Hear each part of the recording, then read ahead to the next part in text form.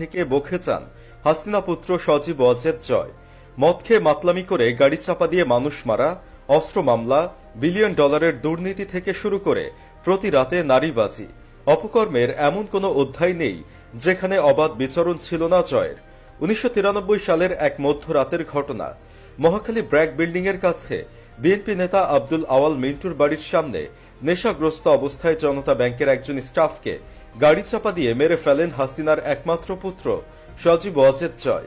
গুঞ্জন আছে এরপর ছেলেকে বাঁচাতে হাসিনা এতটা নিচে নেমেছিলেন যা আপনার কল্পনার সীমাকেও ছাড়িয়ে যাবে। জয়কে বাঁচাতে কি পদক্ষেপ নিয়েছিলেন খালেদা জিয়া, চলুন বিস্তারিত জেনে নেওয়া যাক। এরশাদ সরকারের পতনের পর একদিকে ১৯৯১ সালের নির্বাচনে পরাজয়, অন্যদিকে দীর্ঘদিন ক্ষমতার বাইরে থাকা আওয়ামী লীগ, সব মিলিয়ে বেশ কোণঠাসা অবস্থায় ছিল দলটি। এমন সময় সজীব ওয়াজেদ জয়ের মদ খেয়ে মাতাল অবস্থায় গাড়ি তুলে দিয়ে জনতা ব্যাংকের একজন স্টাফকে মেরে দেওয়ার ঘটনায় নয়া সংকটে পড়ে হাসিনা। যে কোনো সময় মামলা কিংবা জেল হাজতে দীর্ঘ সময়ের জন্য ফেঁসে যেতে পারেন জয়, এমন ভয় কাজ করছিল হাসিনার মধ্যে। রাষ্ট্র ক্ষমতায় তখন বিএনপি, আর দেশের প্রধানমন্ত্রী ছিলেন বেগম খালেদা জিয়া। এদিকে দুর্ঘটনায় মামলার প্রস্তুতি চলছে।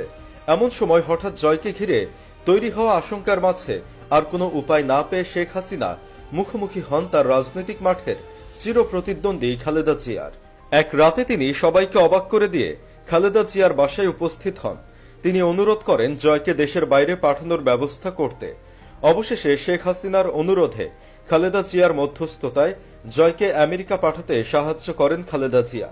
জানা যায় ভুক্তভোগীর পরিবারকে ক্ষতিপূরণ দিয়ে মামলা না করতে অনুরোধ জানান খালেদা জিয়া।